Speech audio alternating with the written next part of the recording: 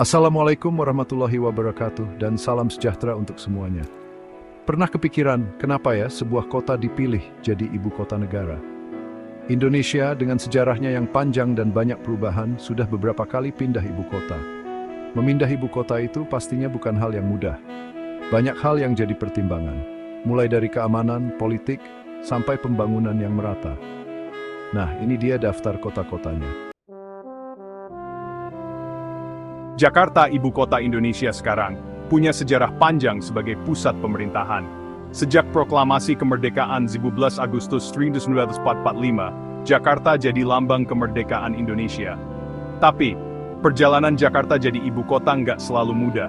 Banyak tantangan yang dihadapi, termasuk masalah politik dan keamanan yang nggak tenang.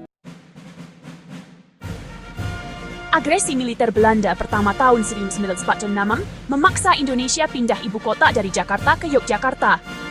Yogyakarta, dengan semangat juangnya, jadi pilihan yang tepat untuk melanjutkan pemerintahan. Sri Sultan Hamengkubuwono I dengan berani dan bijaksana menerima Republik Indonesia dengan tangan terbuka.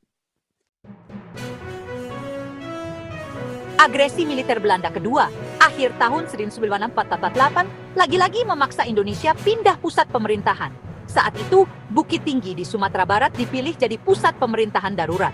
Syafruddin Prawiranegara memimpin pemerintahan darurat Republik Indonesia atau PDRI dari Bukit Tinggi. Gak cuma Yogyakarta dan Bukit Tinggi, Birowen di Aceh juga pernah jadi pusat pemerintahan sementara. Presiden Soekarno untuk mendapatkan dukungan dan mengatur strategi perjuangan singgah di Birowen. Beda dengan kota-kota sebelumnya, Denpasar punya cerita unik. Waktu itu, Belanda bikin negara boneka namanya Negara Indonesia Timur, atau NIT, dengan Denpasar sebagai ibu kotanya. Tapi rakyat Indonesia nggak pernah mengakui NIT, dan terus berjuang untuk merdeka. Saat agresi militer Belanda kedua, Kutaraja, yang sekarang Banda Aceh, jadi tempat penting untuk perjuangan Indonesia. Kutaraja jadi pusat logistik dan diplomasi, menunjukkan semangat rakyat Indonesia untuk merdeka. Surakarta 45. Surakarta sempat menjadi pusat kegiatan pemerintahan sementara pada akhir 1945 setelah proklamasi kemerdekaan.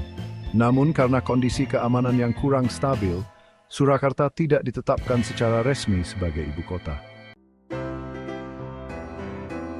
Sekarang, Indonesia akan membuat sejarah baru dengan memindahkan ibu kota dari Jakarta ke Nusantara di Kalimantan Timur. Nusantara dirancang sebagai kota modern yang memperhatikan lingkungan, keadilan, dan kesejahteraan rakyat Indonesia. Ini langkah penting untuk mewujudkan Indonesia Emas 2045.